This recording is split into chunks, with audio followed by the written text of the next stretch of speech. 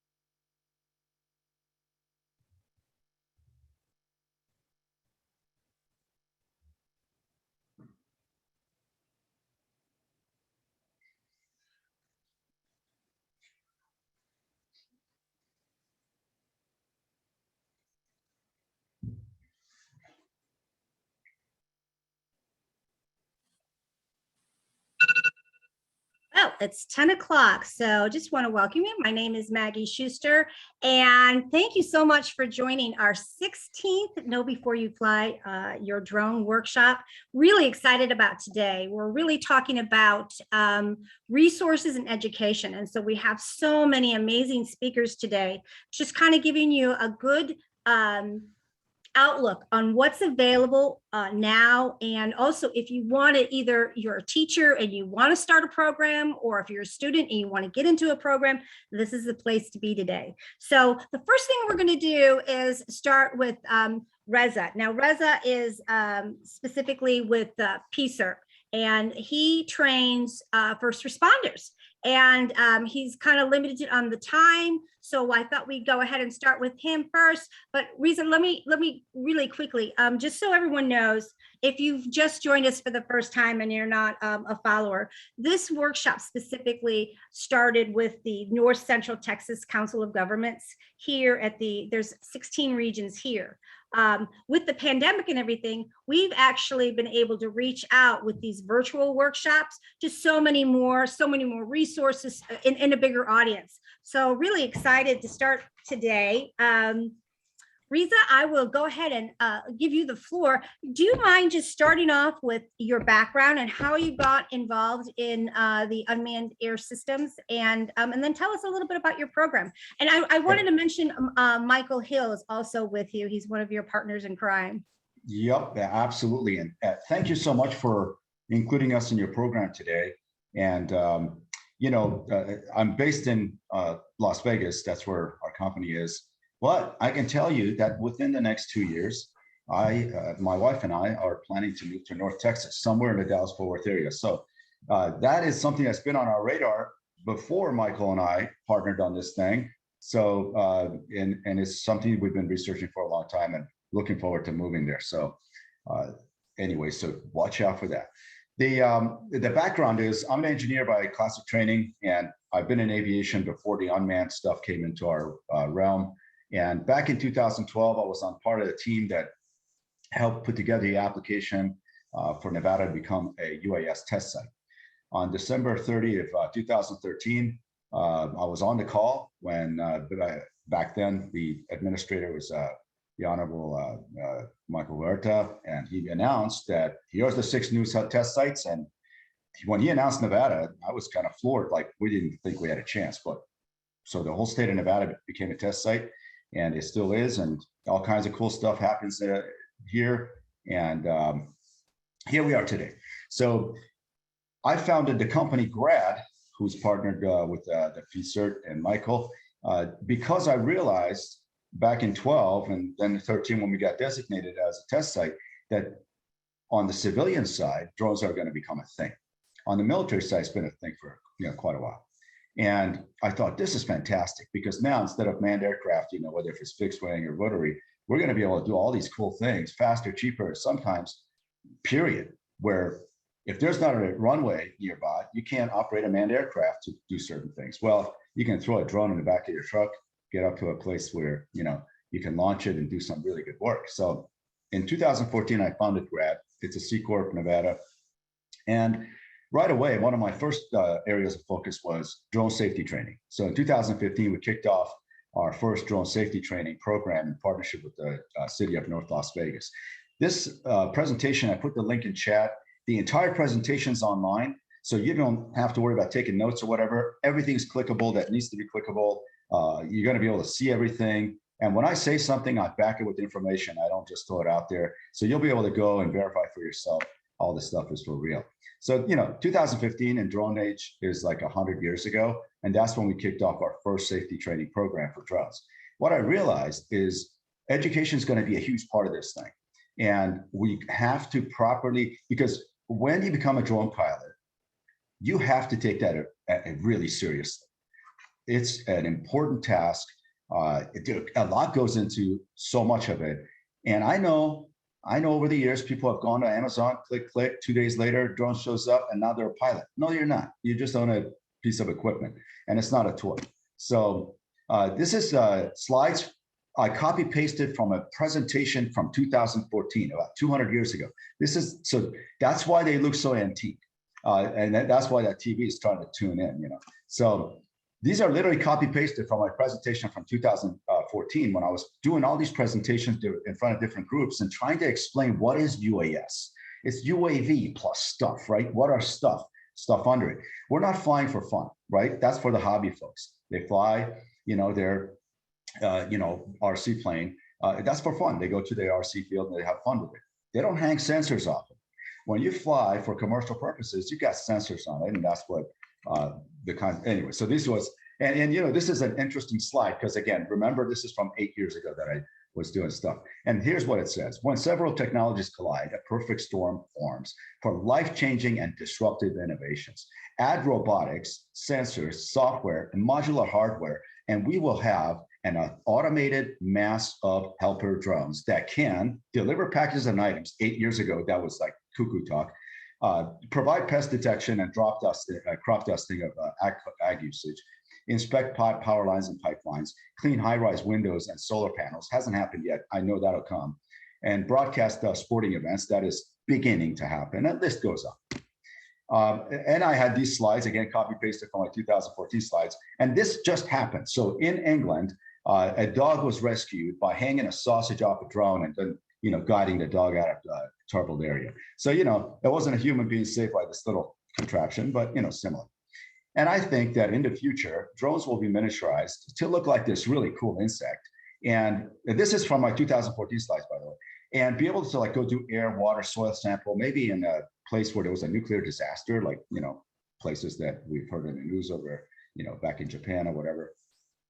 And then maybe when there's a fender bender, you don't have to dispatch anything like a vehicle to it because no one got hurt. So, they just launch these things and they just go take a few pictures, come back and download the data. So 2015, there was no such thing till August of 2016 is when Part 107 came along. Until then, you have to do this thing called Section 333. And two things were drastically different than what we have now. Part 107 today is a cakewalk compared to 333. With 333, your chief pilot, your pilot in command had to be a certified manned aircraft pilot, and you had to have a visual observer on every operation, which I thought was fantastic because it kind of, made the playing field very professional based on the standards that we were used to. Part 107 watered that down. You don't have to have a visual observer on a standard operation, and your pilot doesn't have to be a manned aircraft pilot. So again, these are all clickable. You can go and verify. We were one of only 5,500 companies. We had two Section 333s, one for Grad and one for our nonprofit. And then, I started focusing on what do you do with the data? Like, how do you capture the data? What equipment do you use? And we started to perfect the art of 3D modeling using data, whether it's from photos from a drone or your DSLR or satellite imagery. And I think by 2088, we'll have that done because there will be massive databases of everything you need in high resolution, because satellites will be much better and all that stuff will be modeled. This right here is a 3D model from DSLR Images. So this is just demonstrating what you can do with 3D modeling. And back 5 years ago, we wrote curriculum for Intel Corporation, the people that make those chips that goes in your computer, for 3D modeling, 3D visualization, and 3D sharing of 3D data. So this right here is a Fiat Spider for people who like cars. And it's in LA. And I'm always traveling with my drone in my bag and a DSLR. And I just happened to be driving by this art studio thing. And there it was. And I'm like, this is the coolest, wackiest looking thing. And I have digitally preserved it for eternity. Imagine this was from a crime or a crash scene. And I zoom in and I want people to tell me what they think that little red spot in the back there is. Anybody? It's a Coke can, yeah. It's a Coke can. So this is a model from 5 years ago from a, say, crime scene, and you all were able to tell that's a Coke can. How awesome would that be if we're doing this in a court of law as evidence? You can't dispute it. So anyway, in 2016, we started using a lot of high-end photogrammetry software. We tested all of them. We are a worldwide distributor of reality capture. And reality capture is the most advanced sort of for high detail 3D models. So if anybody needs 3D modeling, information or techniques or software, we're here to help. 2017, like I said, we did the 3D modeling and 3D design, 3D visualization curriculum for Intel Corporation. We facilitated and trained their trainers, and then let go of the back of the bike. And they've been running with our program for about 5 years now. This is a 3D model we created from satellite imagery. So again, we're agnostic to how you grab the data, whether it's satellites, your drones, laser scanners, pharaohs, things of that nature, or a combination of all of them. We can take all that data, shove it into the program, and then process it into one 3D model. So this is the Caesar's Palace. It's the biggest single, casino operation in the city of Vegas on the Strip. And keep in mind, this is from satellite imagery that we were able to grab 4 or 5 years ago, which obviously has been improved a lot. But this is a pretty fantastic 3D model from satellite imagery. Satellite imagery is not that great if you have played with it. So, all right. So, and then we were the first company in the world to 3D model the interior of a jet airliner. So this is a 777. And what's cool about this, so in the military, they're using this a lot now for pilot familiarization with the cockpit. So instead of you sitting in a real cockpit of a real plane, which is very freaking expensive cockpit time, you can just sit in here, put the goggles on, load this data into your, whatever goggles you use, and you can just sit here, look around, zoom in, and then of course it's a walkable model. So here we are. This is a very VIP 777. It's not your average. Actually, it's the nicest one in the world. It has like a dining room, and has a bar over here. We can go behind the bar. It's a little early to start drinking, but in Vegas, it's never too early. So if anybody wants to drink, I'm a pretty decent mixologist. And then over here, this is what the cabin looks like. Everyone gets a 24-inch touch screen. Every seat turns into a bed, blah, blah, blah. The point of it is, virtually you can experience this thing. And when we 3D model anything, we can extract the floor plan, we can do measurements in it. And that's what's really cool. All right, so then in 2018, I thought, well, you create all these 3D models. How do you share them with people? Like, how do I share with you? Well, so we came up with apps and also online, both for your phones and also online apps. Grad Ar is now AR Plus because this is our second version of it. You can download it for your iOS or Android. And then we came up with Grad VR, which is a web-based environment where we can virtually walk you inside or around a crash scene, or you can walk inside a building or whatever. So this right here is a quick video of Grad Ar. So this is my old phone, and the card that Steven's going to hold is, we created this for our STEM education program, and it's a aviation collector card. We trademarked that about 4 or 5 years ago. So that's an aviation collector card. looks like a baseball collector card, except if you collect aviation collector cards, someday you could be in aviation. If you collect baseball collector cards, you're not going to be a professional baseball player.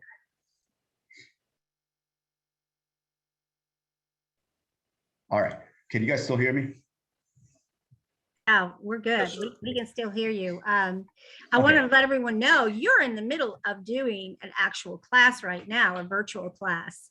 So after you show us that, will you go a little bit into what you're doing today? Oh yeah, we're going to do that. So anyway, so you can see the 3D model showing up of the lunar lander on the screen of the phone just because he's scanning the card that had that information on it. So that's AR.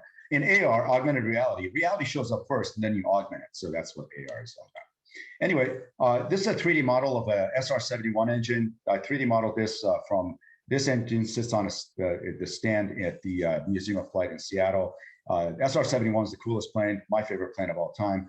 And that engine is incredible. That plane flew at Mach 3 cruising speed. Not going to go through that. We are the education partner of the Reno Air Races. We've been doing it for many, many years. And we 3D modeled the Reno Air Race hangar in 2019. This is a 3D model in high resolution. All this stuff is in my presentation. You can simply go in and click around and find it.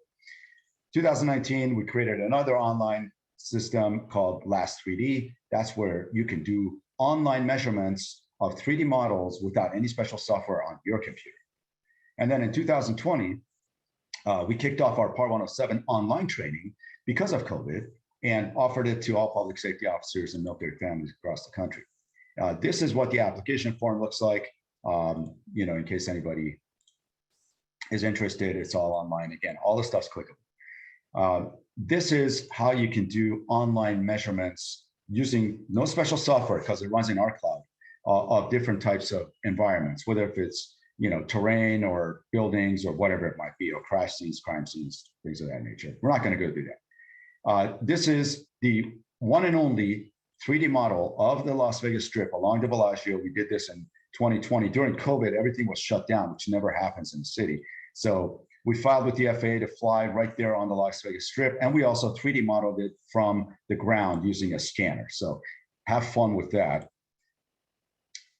We did a partnership with the Ohio Attorney General's office to 3D model a crash scene at their training center outside Columbus. And we created a white paper in partnership with them. Again, all that stuff's clickable and downloadable. Have fun with that. And this is a 3D model of that crash that we created. They actually drove one car into another on purpose. And it was a lot of fun. And we 3D modeled it using a drone.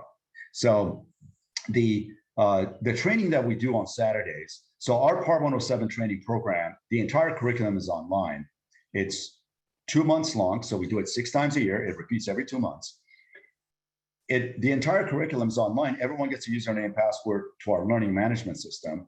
It tracks your progress. Every lesson, there's 10 lessons plus final exams. Every lesson has tests and test questions. We have hundreds and hundreds of questions in our system. We're always updating. Literally every week, our program gets updated with the latest, greatest. We create a lot of our own, videos, or not videos like this, but pictures and different kinds of supplemental information.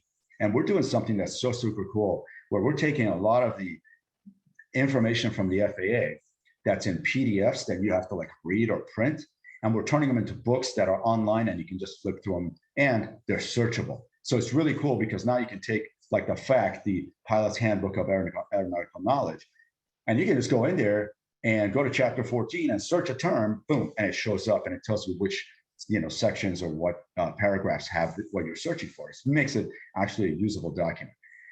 Every Saturday, we cover the lesson of that week. So usually we have 9 weeks in a 2-month period.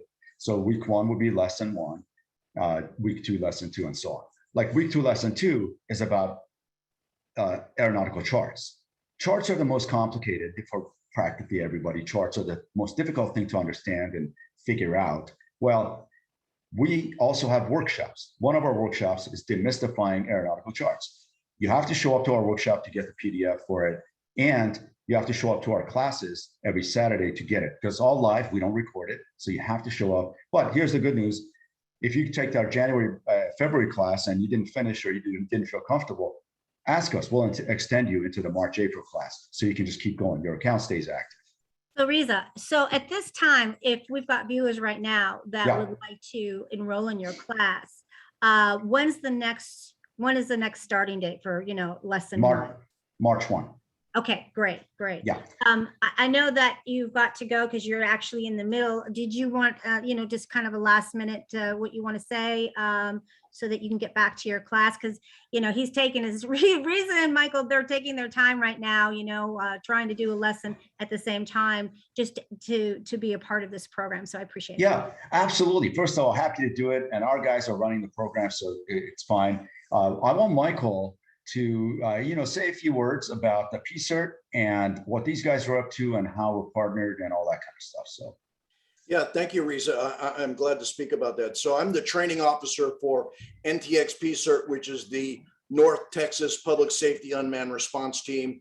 It is a group of law enforcement first responders that we fly for various investigative disaster missions all over the state of Texas. But this particular team is based out of North Texas. We're really honored to have partnered up with Riza and his instructors at Grad to be our official Part 107 training entity. We offer this training for first responders and law enforcement at no charge. We want to give back to that community. And as we see more and more entities growing their programs inside of North Texas and all of Texas public safety teams, we want to best support that. So we thank Riza for his time and his instructors' efforts, and the program is top notch.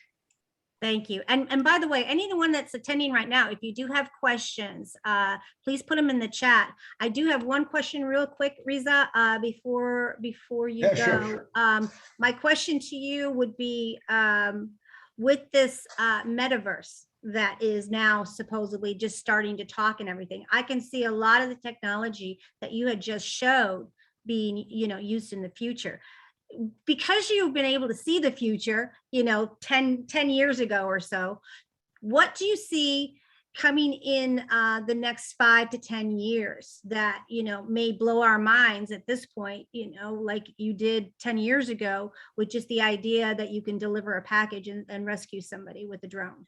That's a great question. And that's funny because I think about these things quite a bit. And what's exciting about the technology that's coming is also scary about the technology that's coming. So and I talk about this a lot about autonomous vehicles. The word autonomous is misunderstood quite a bit. So autonomous, no such thing as a drone or a ground vehicle. A drone is just an aerial vehicle that's a robot flying versus a robot driving. There's no such thing as it's autonomously going from point A to point B. No, there's humans behind the scene that programmed it, that equipped it, that did whatever they did, and now it's going on a mission that was pre-planned, and they push the button and it goes. The issue with autonomous, and also the opportunity, is that how does it get from here to there? When it's, let's say Amazon or Walmart wants to deliver a package to your house, how does it miss all the wires and the power lines and the trees? And the tree has grown since last year. So if they 3D modeled your street and that tree has now turned a little bit this way, I guess obviously the drone has sense and avoid stuff, but to what extent does that sense and avoid and the computation of that data happen on the drone versus back at some cloud center, right? So there's this thing where I think we're a few steps away from the technology really becoming an everyday thing. But the exciting part is the job opportunities aren't just for drone pilot in this industry, right? They're for the programmers, the cybersecurity people that got to make sure no one hacks into your drone and makes it fly somewhere where it shouldn't. All of those other jobs and other opportunities come together. And when in the cloud, I can virtually experience something. Let's say we're going to move to Texas, my wife and I, we're going to go buy a house. As it is today, with everyone who looks at houses to rent or buy, you go on Zillow, you go on whatever you do, and you're looking at these pictures, and sometimes there's an aerial picture. It doesn't really give you a full feeling. I don't know what the street looks like driving up to the house. I don't know if it's next to a busy shopping center and all that kind of stuff. Well, what if I could do all that just by sitting at a computer, putting on some goggles and virtually just showing up, not to the satellite model from 10 years ago where there is no house, it's just a dirt lot, but to the accurate, recent data that is almost like being there. So these are the opportunities where so many different experiences can become almost real. Yeah, I Well, totally agree with you, Riza. And you brought up a really good point, and we're going to move on to drone blocks, which I'm excited about too. We have an opportunity right now as educators and of industry leaders to promote the UAS industry so that we can have a strong workforce in the future. And that comes with education, like your program. So really appreciate your time. If anyone has questions later on, Riza, you've got the information, and Michael Hill, you've also put your information on there. So please feel free to reach out to them. Again, I really appreciate that they took the time today to kind of give us an intro. Wonderful information, and looking forward to seeing the progress with your companies. Thank you, Maggie. And one last thing before on closing. When anyone goes to the presentation link that I put in, it starts with the slides I was showing. It ends with our STEM education program, which is the most advanced after-school program. Our biggest program event of the year is at the Reno Air Races. Is absolutely incredible. Go look at those, watch those videos, and see the kinds of things we've done on the absolute, worst side of town, so to speak, of the worst school district in America, and you'll be inspired. There are some really smart kids out there that just don't have anything to use as far as school equipment, science equipment, or have the right people, mentoring them, because we're, all the school systems across America are strained, especially with COVID. Things have just kind of gone backwards instead of going forward. Please go to those last final slides. Reach out to us. We have a lot of stuff we share for free. We want to help kids all across America get opportunities. And you're right on point. The possibilities in this industry are that with a high school diploma and a Part 107 in your pocket and proper certifications that you might need from OSHA and others, you are going to make some serious money and have an awesome career that is just going to boom. Totally agree. Right on. Yeah, and with drone blocks, with Dennis Baldwin, he's going to be joining us now. They specifically focus on STEM education and funding. So Dennis, thank you so much for joining us. Would you give us a great introduction and tell us a little bit about drone blocks? You bet, Maggie. Thank you and Ernest for letting us come along for the ride. Let me go ahead and see if I can share my screen. It says we can see it. No, that's yeah, here we go. All right, thanks. Here, let me go ahead and do this. Okay, great. Okay, so a little bit about drone blocks. We are started in a small classroom outside of Austin, just west in my hometown now of Dripping Springs. And, I've been in programming my entire career. I studied electrical engineering in school and just saw an opportunity helping in the after school program to introduce, young learners to the world of drones. And so my fascination started when I was a kid with RC planes, and then over the past 10 years, really focusing on just covering a lot of my experiments on YouTube. And so that led to 3D printing drone frames and flying drones. And of course, the students are like, well, can we take photos? And, we're adding cameras. And then long story short, DJI comes along and opens up an SDK. And, for me as a software developer, that's very interesting, right? Because now you really get to tap into the capabilities of the hardware, right? As a programmer, right? I'm not a hardware guy, I dabble, but I love to see my code being deployed on real hardware and doing real work. So that being said, in 2015, we launched our company, and then our first download came in 2016, our Chrome app, which is just a visual-based programming environment. You might be familiar with Scratch or Blockly.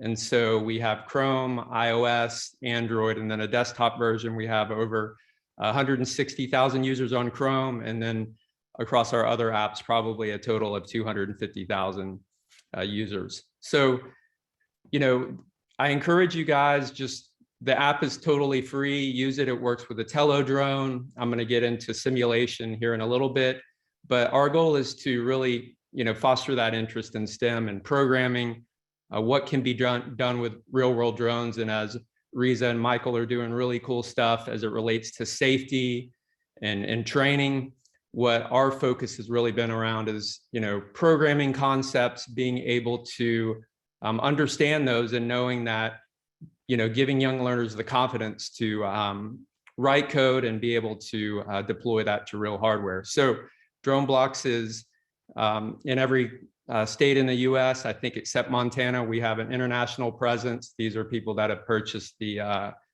classroom curriculum, which consists of over 20 courses, 250 lessons.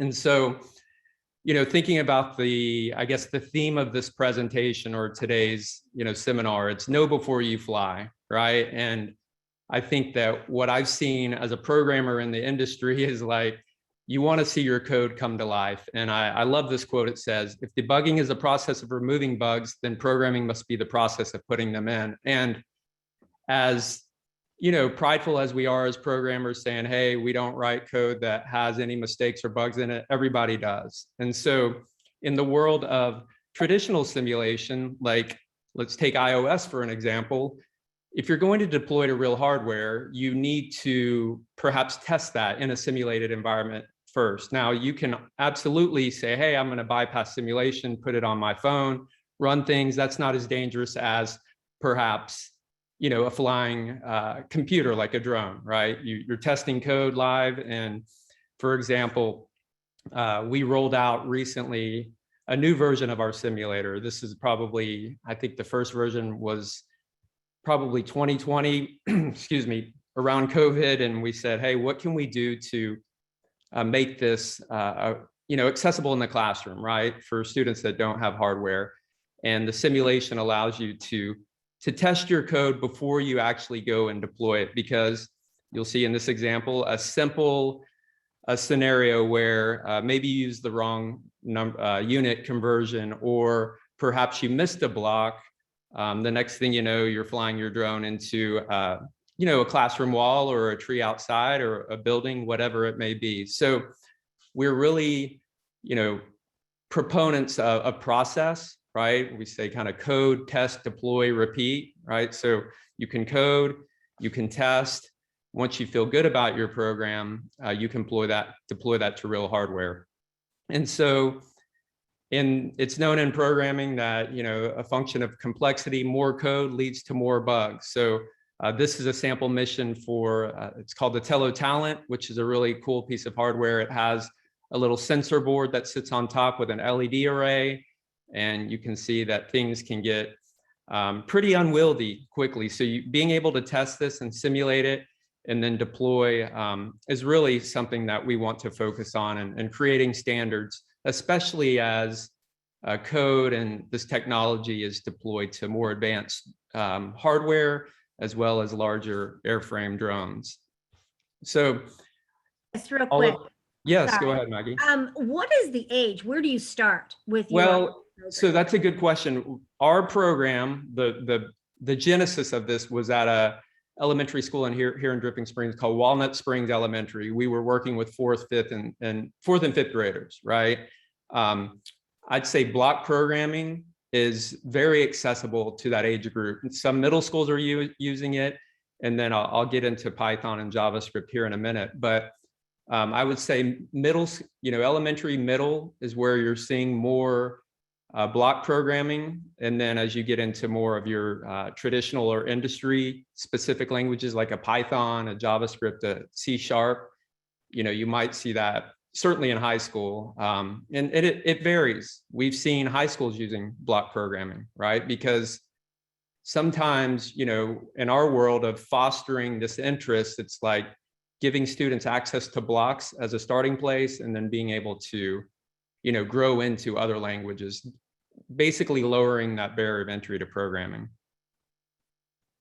So I appreciate that. you bet. So we do the simulation, we take that code that your student has programmed, they're able to save it, store it, and access it across different hardware platforms, and then ultimately to deploy that. In this case, it's a Tello, but the Genesis, we were programming Phantoms, and Maggie, I know you mentioned I think you mentioned the Mavic Pro too. We did a lot of testing of drone blocks with that, but we really have focused more on indoor safe flight because, I think as Riza was talking about autonomy outdoors, there's a lot of things that can go wrong. And, we need to stay focused and stay safe. So moving forward, with simulation, of course, students say, hey, I really love this concept of programming. The things that we're teaching obviously can go beyond drones and into various industries where these concepts are important. So Python being one of the top rated programming languages, what we've done is put a lot of open source code out in the community so others can come in and say, hey, I want to use this, I want to learn about it, I want to contribute back. So we have over 25 repositories of code that do various things that we share with our user base. And a very recent example of this is a Python package for our simulator. So I demonstrated it earlier in that city environment where students are block programming, but you can certainly leverage the simulator in a Python environment. So once again, sort of maybe evolving or scaffolding up beyond block programming, you could say, okay, here's the method of operations that I feel that are necessary to achieve a task, right? So you drag the blocks out to the canvas at takeoff, fly forward, navigate, learning about loops, and you can implement that now in Python. So what we try to do is really, in the world of programming, I don't know how many of you are programmers or know a programmer, there's always the debate of, Python's better, a compiled language is better. And what we believe is that we want to teach like the core concepts of programming that says, hey, I'm able to learn this and take this knowledge to another language. So if I just toggle back and forth, this is the Python, you can see a drone.connect, a drone.takeoff. And here in JavaScript, we have a very similar syntax for that. So once again, just trying to reinforce the ability to not only learn how to program and take that knowledge with you, but seeing that code come to life and solve a real world task. And so lastly, I'll mention that we have a very vibrant community. We have a Facebook group. I encourage you guys to join, reach out to us on our community forum. I'm accessible via email. I love talking about this stuff, being just, coming from, a hobbyist perspective. All the work that I did, I continue to do on YouTube. It's just me sharing a passion for the hobby and different airframes and such. But then there's the side of me that loves bringing the programming concepts, some of this new technology and simulation to the classroom, and always happy to talk about that with you guys. So happy to answer any questions, Maggie, if you have them. Yeah, Dennis, I think that the first initiative or the first thought that comes across to me, I'm not a programmer, and there might be educators that aren't necessarily a programmer. Is the package, the drone blocks the curriculum that you have to offer, do you help with the instructors? So like if they're not really that familiar, but they want to put a program like this together, is this something that is an option? Absolutely. So I would say, I would encourage, because I'm not the sales guy, I'm the guy that loves the technology, the passion. We obviously have, there are 3 founders. Dave handles the sales, and we have PD when it comes to like wanting to onboard. But I would encourage everyone that has any sort of interest, just go download the app, check out the simulator, reach out to me, learn as much as you can. We have the community, and I'm happy to, talk to Dave or bring Dave into a conversation. We have the ability to set up a call, schedule a Zoom with him. But Maggie, back to your point, with our curriculum bundles, we sell as part of that a professional development. I believe it's a 2-hour session with teachers. But we really want to, we try to do our best to onboard, to make it self-service, but there's always, if anyone here has ever used a Tello, there's definitely connectivity issues. We have to overcome some of those basic fundamental challenges with any new technology. So if somebody wanted to start a program, and they have to present it to the school board or to even the principal at that time, is that something that you'll start and hold their hand and help them explain exactly why, number one, it's important to have a program like this, and how much it costs and where they can get the funding? Absolutely. I think on the funding side, I believe Renee, haven't met Renee. I saw her on the deal. I looked at their site, Drone Grantology. That's really cool. We've helped support, we go to Donors Choose and donate to programs. We've helped answer questions as it relates to grants. We are not experts on grantology. I'd love to coordinate with Renee a little bit more on that front. But, just to give everyone a, context here, if you have Tellos, in your classroom, you can get the curriculum. I believe it's $4.95 for a year, and we have over 20 courses. We're adding new courses for simulation, and then we have a bundle where we sell hardware and the full package. So we are certainly, Maggie, available to support, answer questions, help teachers, on board in terms of being able to receive grant money.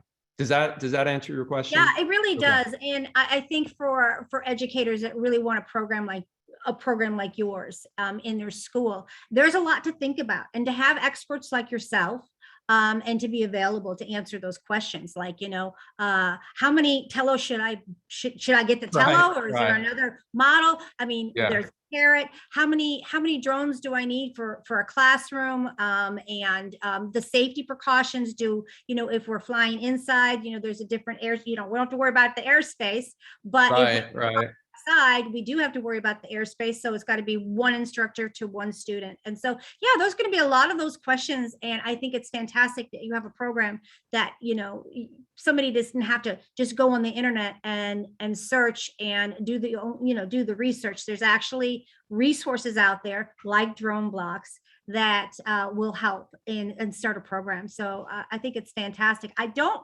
see, let's see, can Dennis talk about Donors Choice a little bit? This is one of the questions. Yeah, Donors Choose. We just, we believe in, and I don't know if the question's related around what Donors Choose is. I learned about it a few years ago when we were fundraising for a Phantom in the classroom here. But we go on, there's a lot of classrooms that, teachers that are interested in creating a drone STEM program. And so we just feel that it's important. Either we'll go find that teacher and we'll donate curriculum, we'll donate funds to support the project.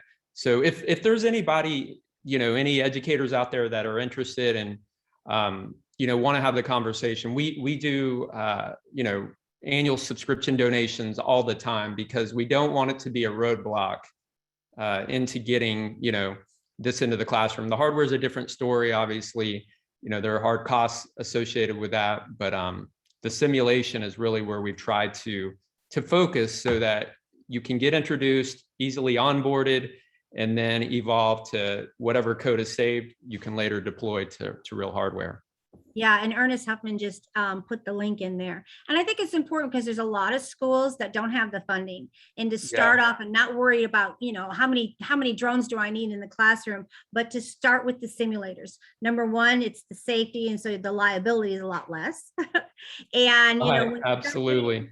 When you start getting into the equipment, I mean, let's say kids are kids and they're hard on equipment, and there's a lot of replacement.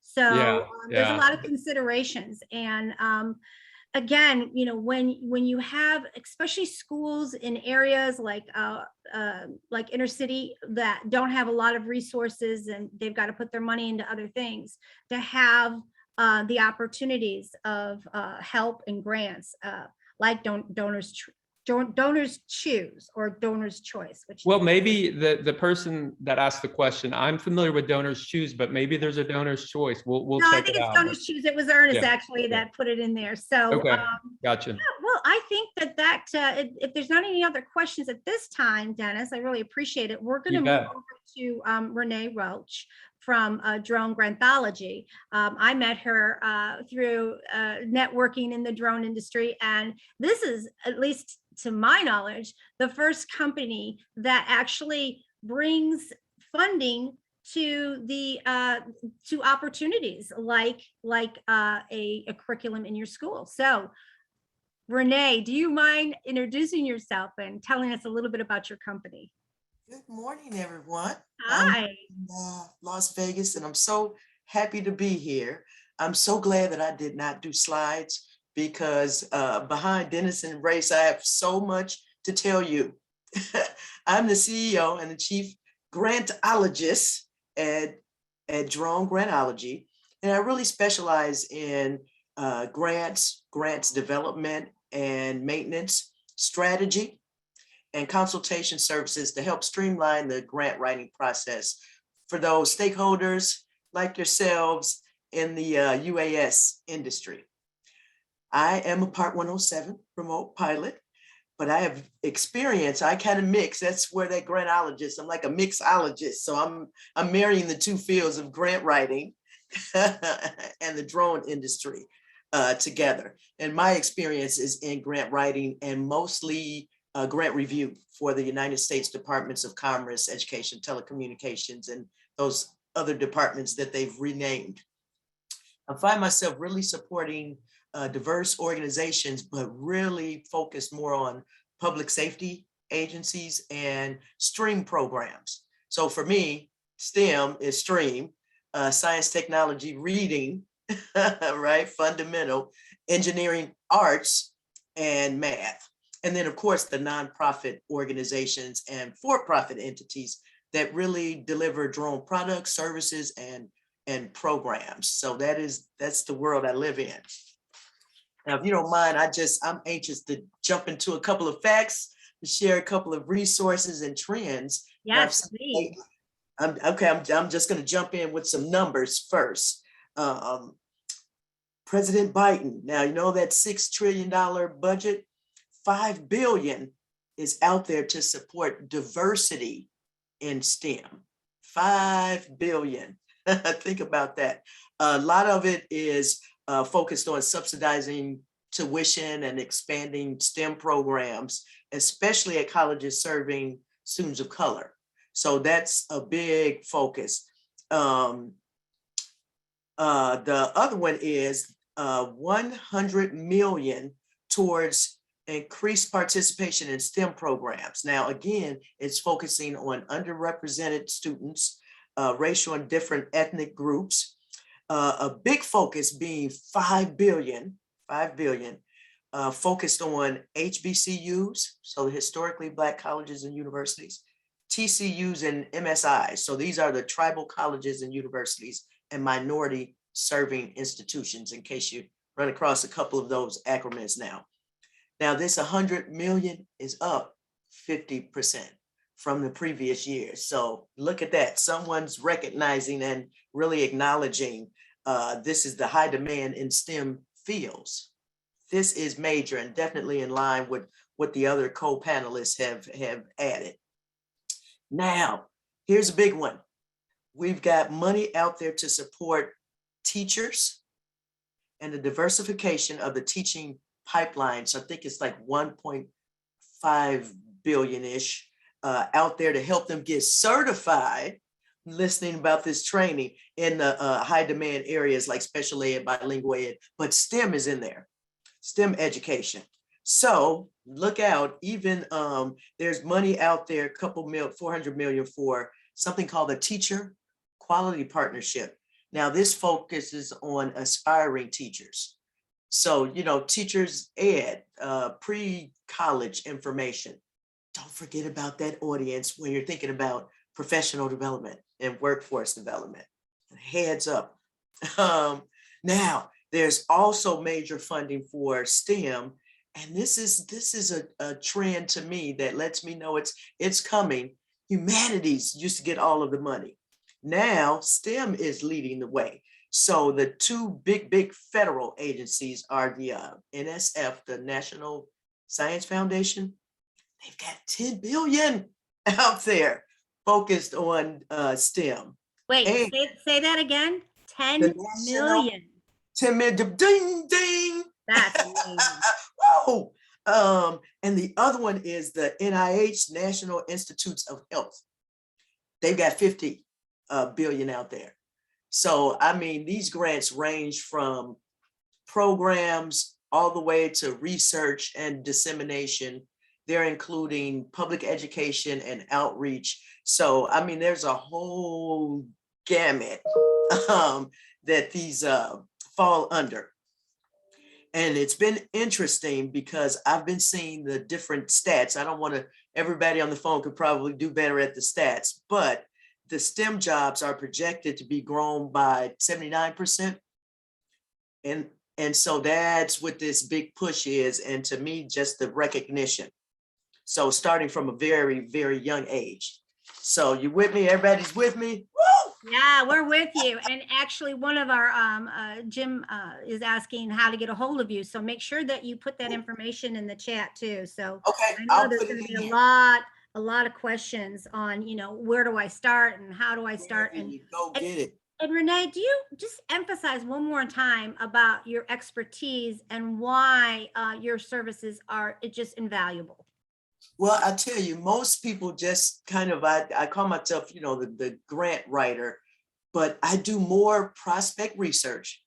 So that's finding the opportunity. I would say the first place to start too is having a concise picture of your service, organization, product, what you do, what need it meets, how you are the solution, and how you are unique. That's officially where you start, because we don't chase money.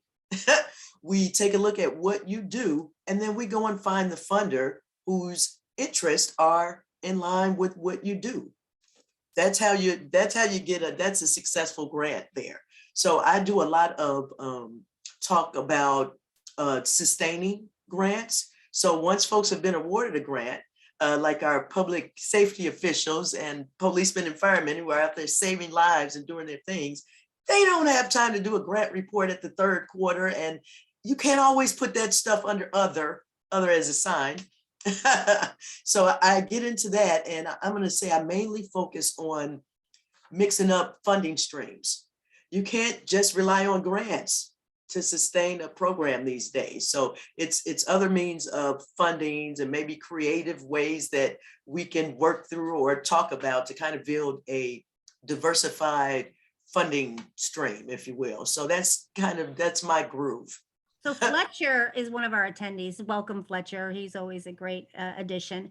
Are the NSF and the NIH funding through SBIR or STTR programs? I love the acronyms, but help us out here. Grants.gov. If you just look up those agencies, to be honest, I know that you can get to them through so many different channels because they're the big boys and they're the federal. So sure, you can catch them on those sites as well. But all you have to do is just Google, for instance, and I'm going to put this, after I get done talking, I'll put some stuff in the chat. Okay, that'll point to those sites. But if you Google National Science Foundation grants and National Institutes of Health grants, then it'll take you to their information and landing pages. Okay. That would be great. A couple of trends I want to just mention to you that I've really found interesting as we talk about STEM and education. They are starting early. My background prior to this, I had something to do with the early childhood field and centers of excellence. So I believe in the babies and the people who teach them. It's something to see young learners, I'm talking 4 years old, with coding exercises, with science, with math. So this is not your regular babysitting, but it's starting early, that early, way before middle school and high school. So be on the lookout. Here's one that I find interesting. Screenless learning opportunities. Screenless. So for instance, once COVID hit, folks had to scramble and take so many things that were done in person and face-to-face and figure out a way to make them, put them on the screen and still give it life. So enter Zoom and remote learning and so forth. Well, it's also a need to engage in things and kind of unplug sometimes because of the world that we're living in now. So you'll find many people thinking about kits and thinking about things that you can send to a student who's at home, things that they could do at home, maybe bring the parent in as well as that teacher who's often remote these days. So think about approachable ways to do things without screens or devices. You know, in case everybody can't have a drone, what else can you do? I'll also say be on the lookout for, depending on how your curriculum and trainings are, if you've got a virtual piece, then you're in, especially right now. We don't know what's going on in the world. That also helps those who might want to scale. So go beyond your city or state. So any virtual pieces are also just a hot look. I'm just gonna caution us to remember stream or STEAM or STEM does not equal drone all the time. Remember, science, technology, engineering. So there are grants through other streams, not just, you might not find one by searching UAS or drone grant, for instance, but coming in that door allows you to open up and even do something that crosses the different areas and categories of learning. So like an after school program that I work with, we mixed engineering with intro to engineering. We didn't even jump into the drones. We got into aviation, and then this math tutor jumped in and said, oh, I'll have them work on this week. So, I mean, it was just a perfect opportunity. Teachers and schools, of course, are always looking for alignment and anything that might connect to standards. So, Well, you've hold given on us to a that. lot. Yeah, you've given us a lot of information. Thank you so much, Renee. And again, make sure that you put the information on the chat where they can reach out to you, because I think that having your expertise on how to number one, how to write these grants, and how to qualify for these grants, but what are out there. Like you said, STEAM is, you connect like drone blocks, with a grant, and then it's like 3 parties that you get together to qualify. So I really appreciate that. And speaking of educational programs, we're going to move on to Lakeisha Rayner, who is from Dallas College, and they have an amazing educational program. So Renee, are you there? Let's see, here she is. She's joining us now. Hi, Renee. And I think you're talking to me, so I'll go ahead and go on. Lakeisha, I'm so sorry. That's okay. That's okay. I'm still on that. Yes. Lakeisha, thank you so much. Will you do a quick intro and tell us a little bit about Dallas College and the curriculum there? Because there's a lot that you guys have to offer. I understand. There is. So Dallas College recently went and merged to be one particular college. We merged from 7 individual accredited colleges into one. And the department that I'm currently under now is called the Innovation and Business Strategy. That's under our Workforce and Advancement Division. What we are trying to do right now is to do next level education. And I am the Director of Workforce Development and Apprenticeships Relationship Management. In this particular work group, they say, what is it that inspires you, or what would be the quote that you would give? I would say that imagination and inspiration sparks innovation. That's why when you asked me to come to this particular time today, I was so thrilled to talk about what is going on in the UAS community and how Dallas College can actually help. So what is next level education, and what do we have to offer? Well, right now we can actually offer pipeline, and we can do that through workforce services that we have, through partnerships that we have not only within Dallas College, but outside of Dallas College as well. We can actually do pipeline student recruitment, and we can do that through a new tool that we have here, not new to everyone, but new to us, through Handshake, where we can actually get employer partners to be inside of actually being able to get involved with our students at the ground level. So when they are going through their studies, they can actually receive information about those things that they can transition into. And then we also offer apprenticeships. We say not just your normal apprenticeships, but next level apprenticeships. So one of the apprenticeship programs we'll talk about is what we actually started with the UAS apprenticeship program we had not too long ago. And then we offer internships. We know that companies need a better pipelining way, because right now what we see is that that's what the Great Resignation has done for us. It means that now we're looking for those people who can actually go, but they need to be prepared. And that's what Dallas College is doing, preparing our students to be able to take on these next level jobs. And we can also help with incumbent worker training. The good thing is that not only here today, but on the line and in the chat, and I hope they actually put their information, you'll hear that there are some people here from our Ascend work group. They are here. I know that Con Kelly is here, and I know that Lorraine is here, and they can actually help through incumbent training, worker training, and how we can do that with a plethora of different grants. I love that you put me right behind Renee, because Renee was the best way for me to go ahead and spark what I wanted to focus on today. And that's one of the grants that we were just awarded. Dallas College was awarded the Innovation and Business Strategy Grant. Innovation Strategy One Workforce. I know I'm going to get it out because it's combining our name with the grant that we just received. It was $10 million of federal grant funds that we received from the Department of Labor. And we also had an additional $2.5 million in leveraged resources that we can do as well. I see Renee's eyes are popping. Renee, that's why I said in the chat, we have to talk, girlfriend.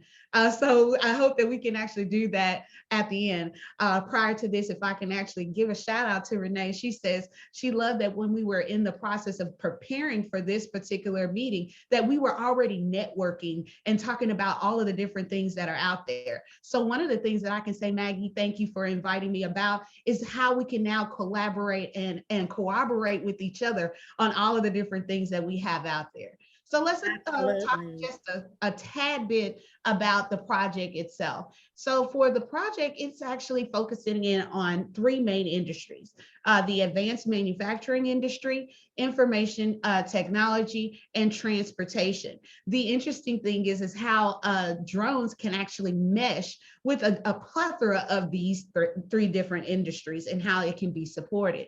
So how can Dallas College help you all to be able to reach your goals and for us to reach ours? Well, we can do that through work-based learning career pathways, where we can actually look at how we can do customized training to be able to help you and with what you need to do. What I heard from some individuals earlier is that it's not just about getting a drone and now you have a license and you can actually do it. So what we can do is to actually look at how we can integrate not only related instruction from Dallas College, but actually industry-led instruction and on-the-job training. We can do that through a cultural shift. Unfortunately, right now, what people are looking at is what they've seen in the past. And we want to change that mindset to what is the future. You talked about the metaverse and all of those things that are out there. Well, how are we incorporating that cultural shift to say, let's look at what industry is bringing to the table and how academia can pair with it. And we can actually help to do those workforce development. And as I stated before, the related instruction that Dallas College can offer. And we can only do that through great partnerships with industry. We need to find out from you, what is it that we need to be teaching? And how can we do that to the best of our abilities so that they can be prepared for where they're going to go? And then lastly, intentional partnerships, such as the one that we have now here with the things that we're doing with this particular workshop, and how we can actually go forth with even the partnerships we have with North Central Texas Council of Governments and all of the different things that they're bringing to the table as well. And this would be the great time to say that not only do we have the grant that we are currently working on with the Department of Labor, but we're also looking to actually start an autonomous vehicle grant that coming up here in October with North Central Texas Council of Governments. So we are here and we are prepared. So how we're going to do that through the apprenticeship programs that we have to offer. On the line right now, I tell you that there is a gentleman named Con Kelly, and I will be doing you a disservice if I was to say that I am your SHME when it comes to that. So I want to be the one to introduce you to Con, so he can tell you about all of the different things that we have to offer and how we can actually train for the next level when it comes to these types of things. Not to mention in my own department, Cynthia Brink. She can actually help us so that we can culminate this apprenticeship program to be exactly what you're looking for. And if apprenticeships scare you, we have a different department that talks about internships and also talks about co-ops and how we can actually do what is need to be done to be actually get those people trained. And this is where I can say I can open it up for any questions. I have a couple questions, Lakeisha. All So right. if you're a teacher and you really don't know a lot about the industry, do you also have programs or curriculum that will familiarize a teacher so that they can, have the tools in their toolbox to teach, this imperative information? So what we want to do is we want to get information from industry, and then we want to do the train the trainer model. How do we train up those teachers and those educators to be able to do those things? Now, we knew that we needed to start it in-house. And that means that we have the School of MIT, the School of ETMS. So that's just a play on the STEM programming and how we can actually be able to do that. And then go forward into our ISDs and to be able to talk to the teachers. And the great thing is that we have externships so that we can actually get those teachers prepared for what they can do in their own classrooms. That is so fantastic.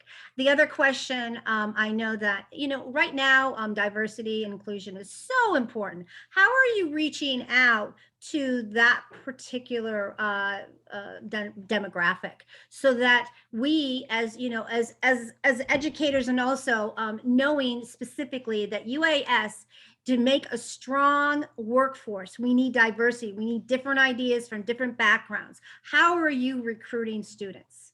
So I love that you asked me that question, because as I said that we've been reshaping Dallas College, one of the things that they saw off the bat is that we needed to be about diversity and inclusion. And so they actually started a department. So we have a new whole department that is geared towards how are we speaking to our students? How are we looking towards our students? So that starts from the top down, looking at how we reshaped who the administrators is, so that when you're looking to do business with Dallas College, are you seeing that?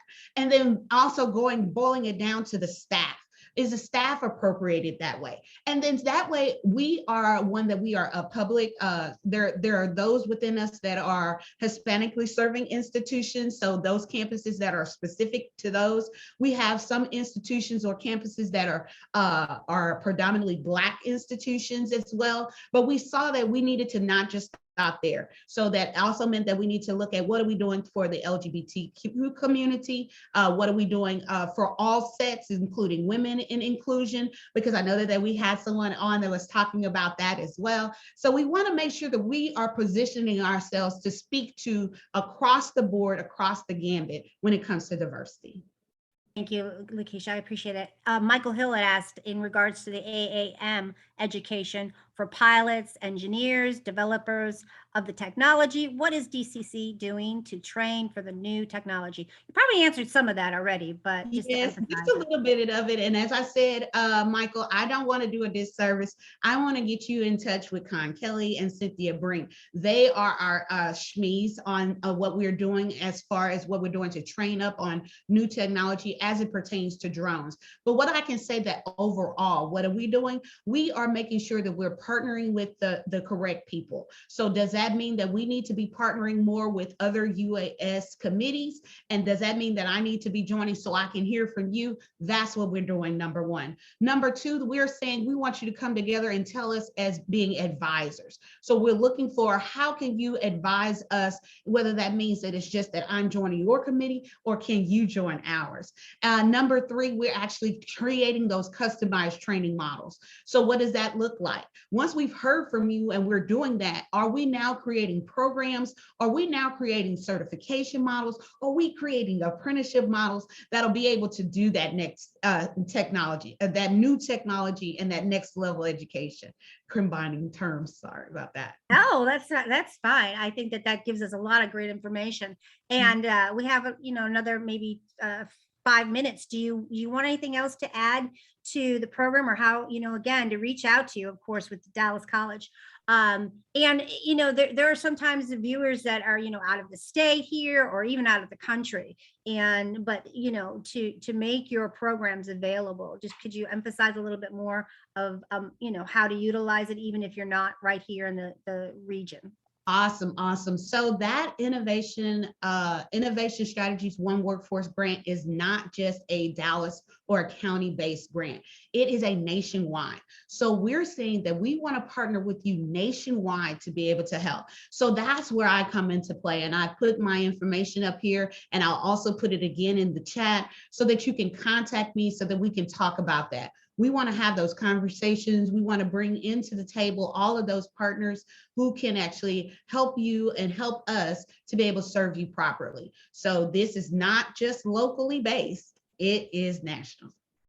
That's fantastic. Thank you so much.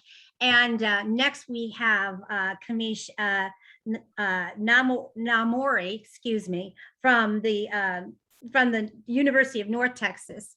And he's going to tell us a little bit about his program. I think we're going to close it at 11:30. So if anybody has any questions, please make sure that you ask them now. So we really appreciate it. And again, Lakeisha, thank you so much. You were so informative and makes me excited. I want to be a student again. Thank you so much for the opportunity. You're welcome. Kamish, thank you for joining us. I appreciate it. So very good morning to everyone, and it's my pleasure to listen to all these wonderful presentations. And sometimes, even though we are close to the community, sometimes you don't know what is going on unless we have such meetings. So I'm going to share my screen. I have a small presentation. I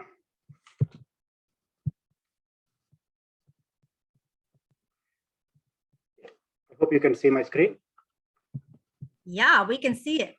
Wonderful. Yeah. Green light to greatness. Yes, wonderful. So I'm from University of North Texas. I'm a professor of electrical engineering. I've been here for about 13 years, but before that I worked in Clark Atlanta University. It's a wonderful place. I enjoyed working in Atlanta, close to Morehouse College and Spelman College. So I had a great time. And after that I moved to Wichita State University. I stayed there for about 6 years, and then I'm going in. I think there is a clear path from Atlanta to Wichita to Dallas. So, but Dallas seems to be a nice place where I almost spent 13 years, and I would like to stay here for a long time. So one thing that I wanted to emphasize here is I will tell about what you can do, what one can get, what kind of resources we have at UNT. But more importantly, I want to spend half the time, at least 5-6 minutes, on the importance of the collaborations. In everything that we do. We heard partnerships, and then what you call pipelines. We're talking about workforce development and how do we embrace diversity, equity, and inclusion. All these are something that are possible provided we all work together.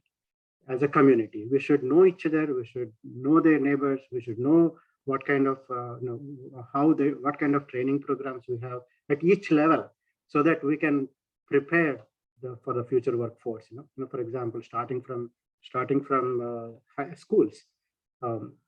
So let me take a few minutes. I'll take about short 5 minutes only to tell about what we are doing at UNT.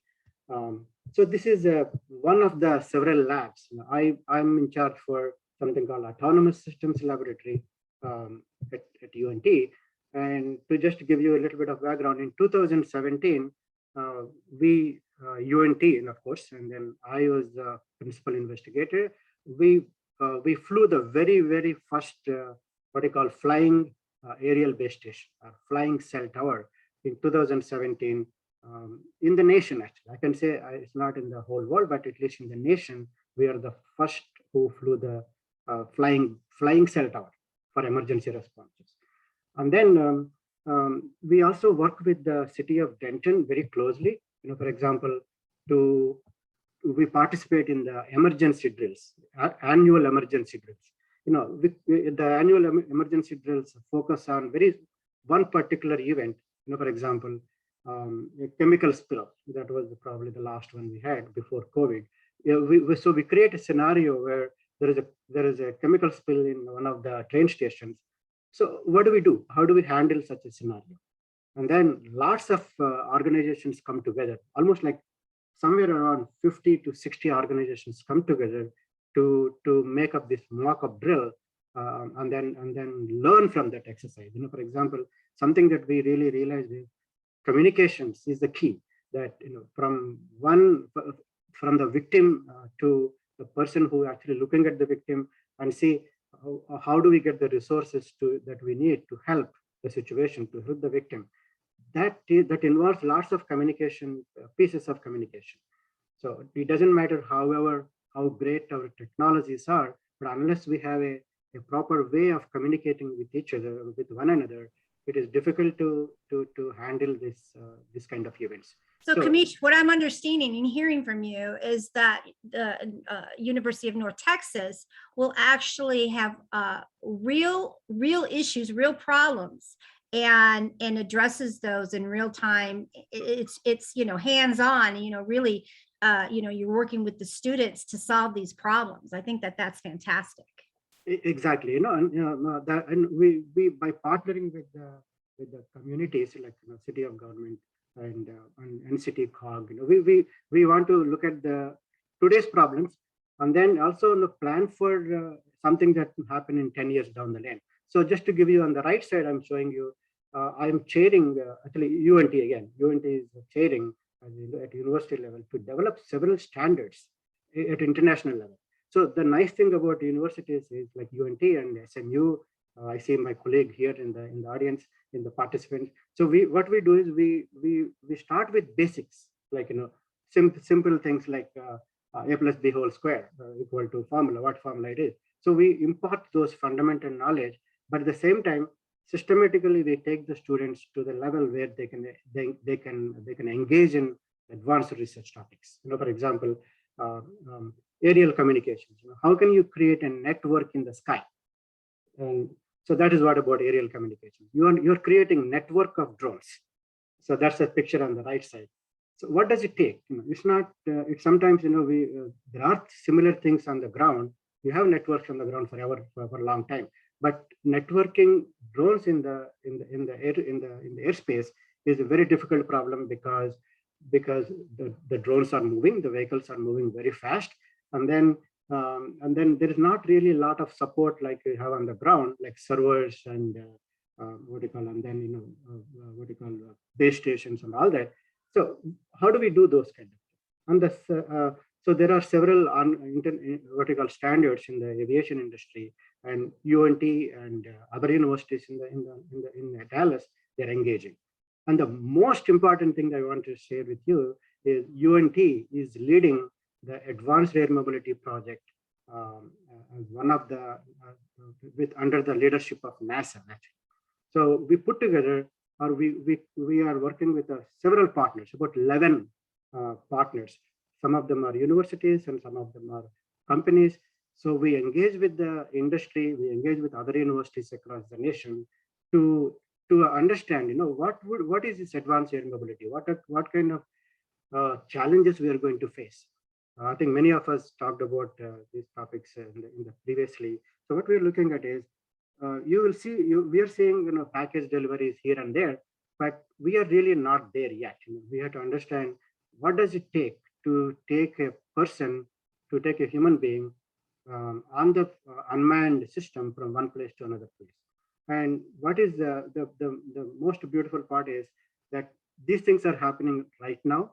And in 2022 and 2023, NASA is engaged in a huge project, and this Advanced Air Mobility Project is called National Campaign 1, that includes real flight tests. As you said, real flight tests. that we're as you speak, we are thinking about creating a what you call a track from Alliance Airport through UNT and to Frisco, about 30-mile stretch. And then we will be doing a bunch of flight tests, starting from this fall, actually, going to in 2023 in the future. Okay, so that's about the research. But then I want to really spend more on how can we work together. So I heard wonderful presentations from schools to colleges, and and then especially I like the partnerships from industry and others. So how can we create such pipelines? So at UNT we have something called TAMS, Texas Advanced Math and Science Program. Almost like the bright kids get into the program. There are about 200. It's a very large program. We support about 200 and 250 students each year. And then they actually spend on campus at UNT for 2 years, basically getting the credits for both school, high school, and college. And that means they can get a degree in less than 3 years for sure. Maybe some people. Will you repeat that again? Because I think that that's really important, Kamish, about the programs that you have for both high school and college. Yeah, it's called Texas Advanced Math and Science, TAMS. So there is a lot of information available, but that is one thing that we do. And what happens is these kids actually reach out to professors. For example, this year I'm working with almost like nearly 8 TAMS students in my lab. And my lab supports about 8 students this year, engaging them with this drone communications, ground vehicle to drone communications. And one project that I'm supporting is how do you use drones for large scale evacuation of a city? Suppose say, what kind of things we need to do before the event happens? Like hurricane is coming up. So what do we do? How do we prepare first? And then what do you do during and what do you do after? How do we recover? How do we provide relief operations using drones? How can drones help in these events?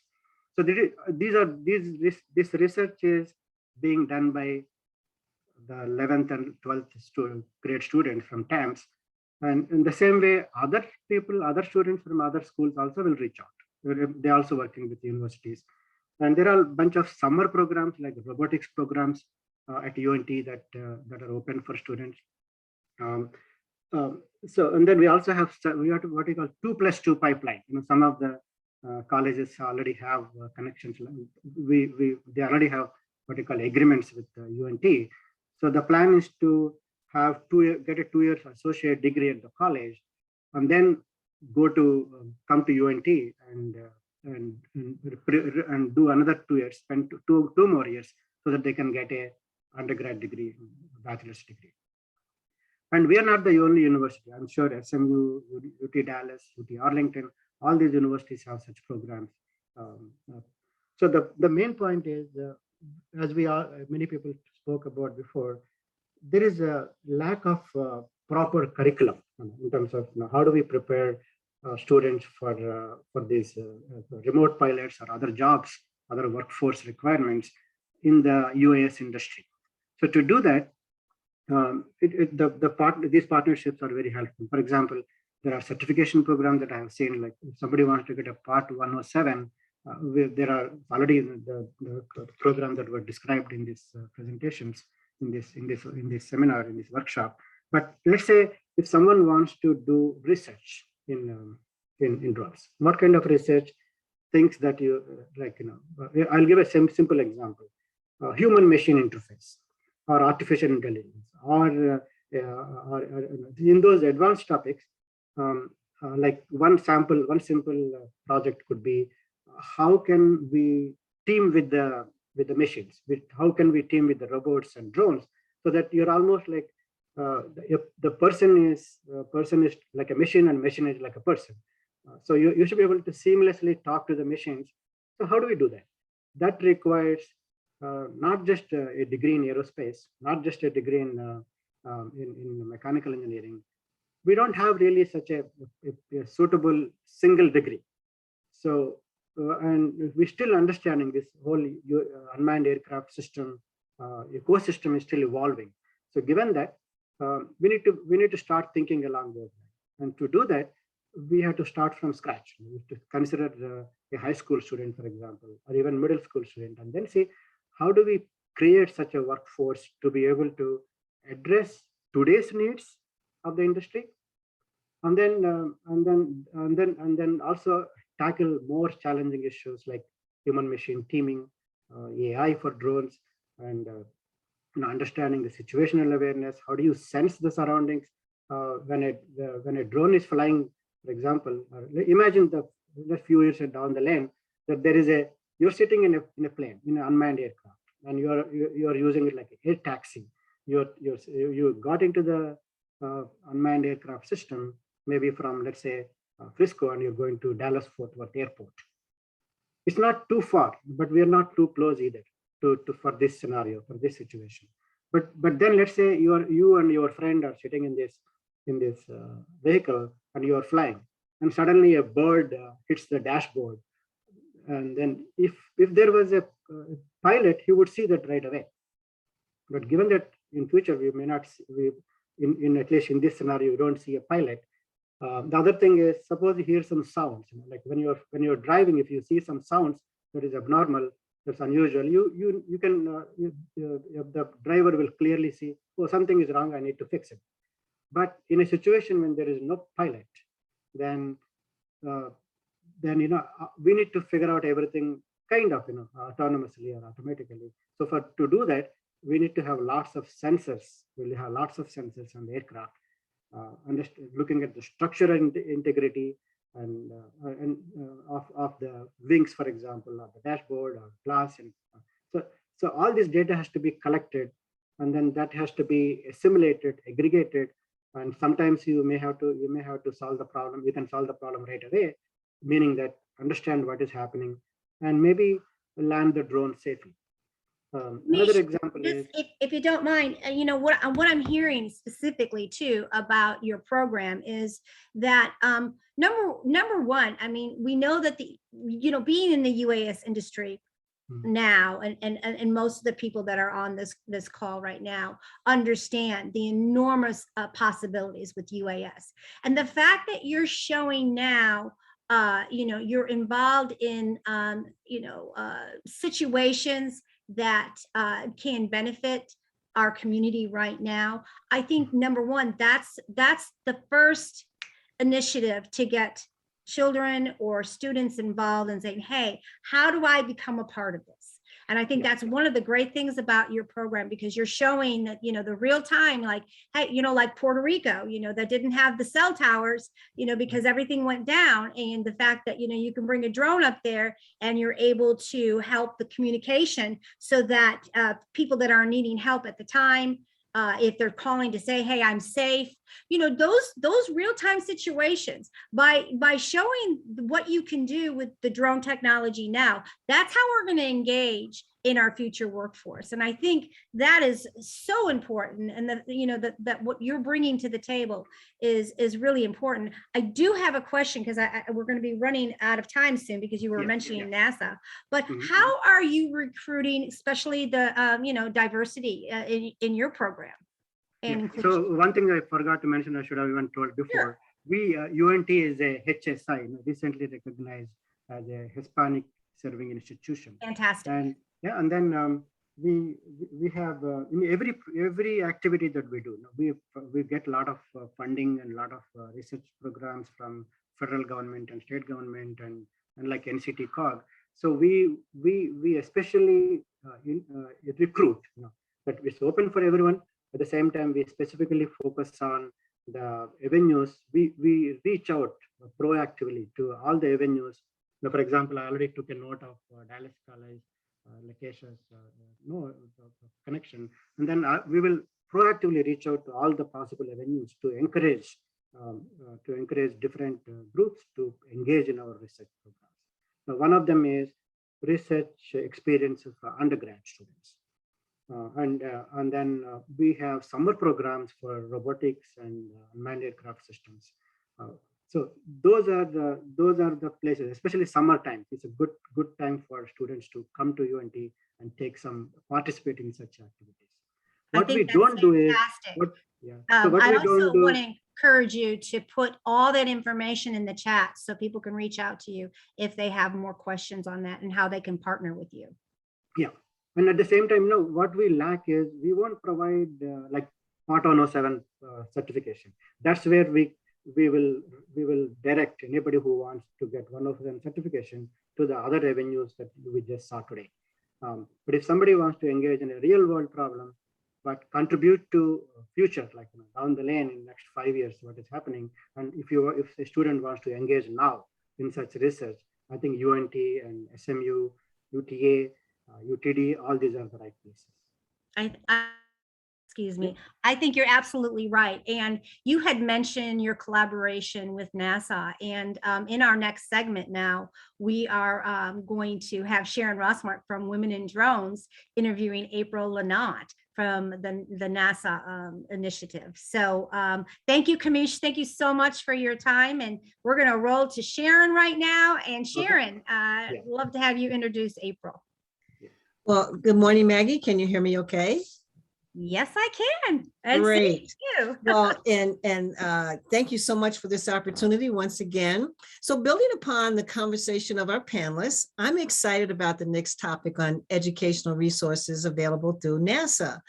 I can't imagine that there's anyone on today's workshop who's not heard of NASA, but just in case, NASA is America's civil space program and the global leader in space exploration.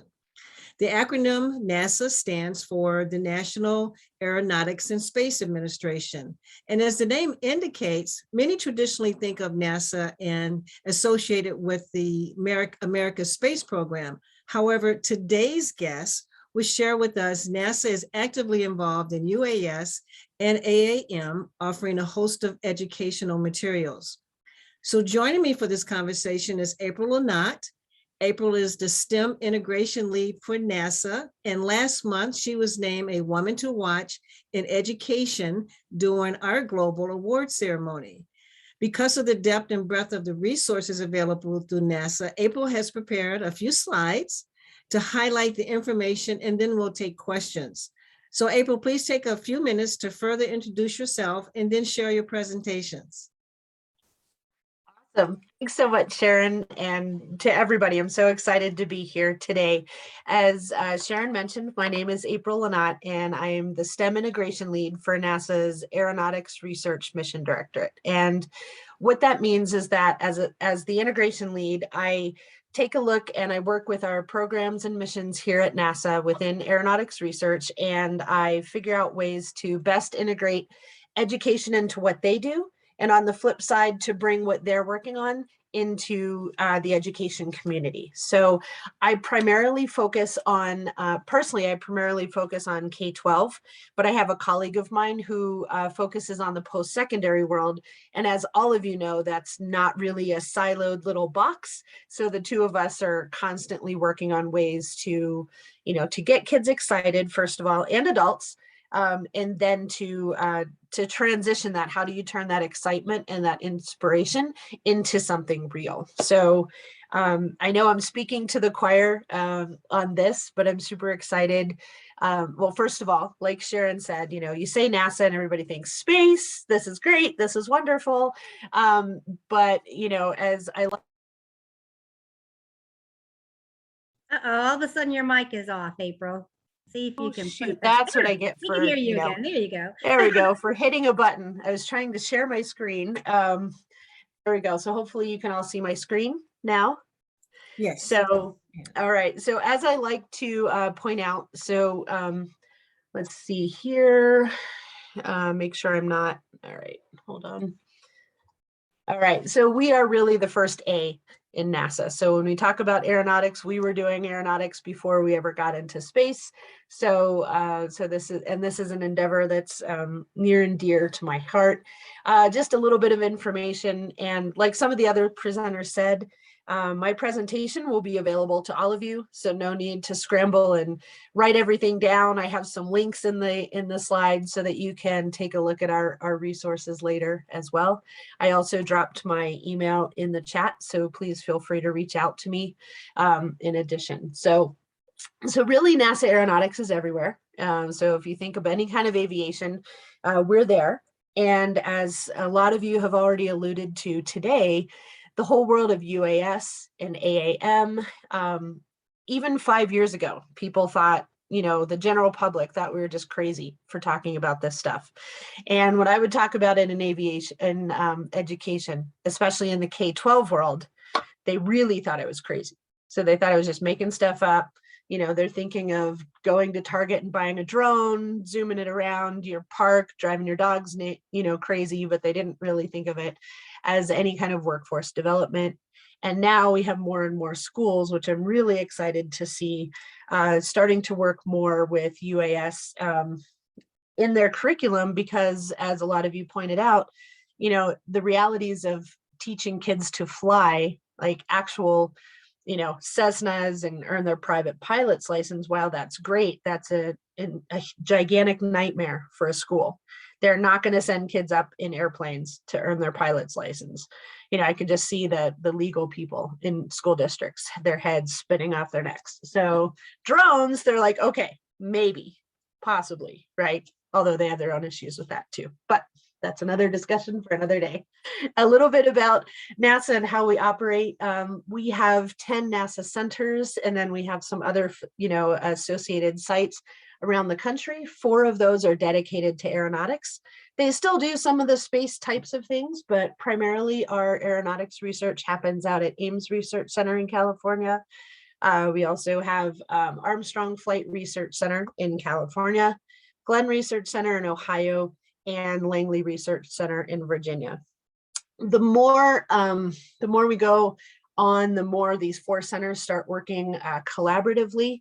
They always have worked collaboratively some in the past, but now it's just becoming more and more evident that we all need to work together. So it's really hard to find one program such as AAM only at one NASA center. There are so many different things going on at all of the centers. Just as a little bit of geographical reference, I am here in Colorado, so not near any of those dots on the map that you see. But one of the, I guess one of the good things about COVID, if there, are some good things to be had, is that they realized that we can really work from anywhere. It doesn't make sense for me to sit at one of those places necessarily and present to all of you in Texas. So I could really be anywhere and do this. So our work from anywhere policy has ramped up to a giant degree. So I bring up a couple of our focus areas within NASA aeronautics right now, because it applies directly to what we talk about with drones, with AAM, et cetera. And one of those is our renewed focus on sustainable aviation. So the idea of sustainable aviation can mean 100 different things depending on how you look at it. But really, it's how do we be the most efficient? How do we reduce fuel consumption? How do we reduce noise? All kinds of different things like that. And honestly, UAS plays a large role in some of that reduction. You don't need to fly a giant 737 to deliver one tiny package, when potentially you could fly a much smaller aircraft. Not only that, but the idea of using, electric propulsion, et cetera, is something that can really help improve our sustainable capabilities here. So advanced air mobility is something that we are focusing on heavily, and a lot of you have already talked about it, so I really don't need to say a ton about that here to this crowd for sure.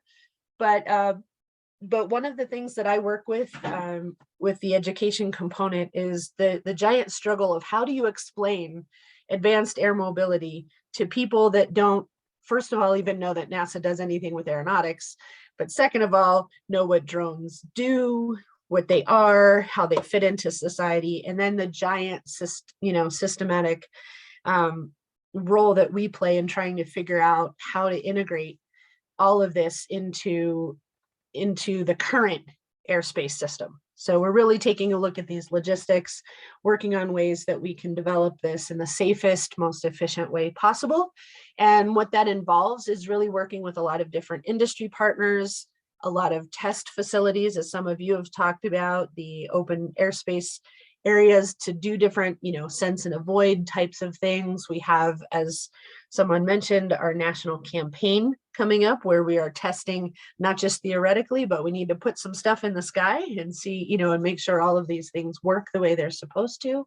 But not only that, but we need to really work with the next generation. I mean, all of us are deep into what we're doing right now, but it won't be long before the next generation takes over. And so we really need to work with our students of all ages, preparing them not just for one tiny element, not just to fly a drone per se, but to really build out advanced air mobility in a wider scale.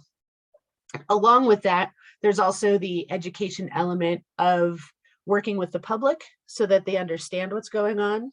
Lots of references within NASA, and I'm sure elsewhere, to the Jetsons and things we joked about with that before are now becoming more and more of a reality and closer to happening. But at the same time, that is terrifying to some of the general public.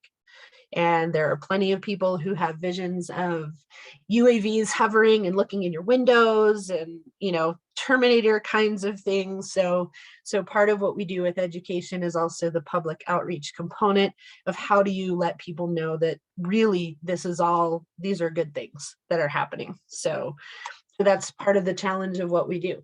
So how do we do that within NASA Aeronautics? In terms of education, we have lots of different education resources. And so as you see from this slide, lots of links that you will have access to and you can peruse on your own. We start working with students in terms of drones and activities and hands-on types of things from elementary school all the way up through post-secondary. So we have lots of resources, whether you're working with an elementary class, middle schools, high schools.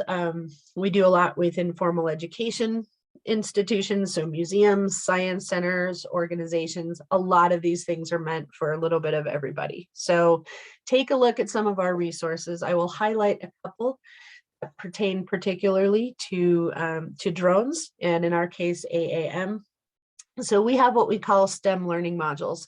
And these STEM learning modules, if you've ever worked with NASA resources on the K-12 level, we like to laugh because we put together these giant educator guides that might be 100 pages long and have everything you need in it to teach everything.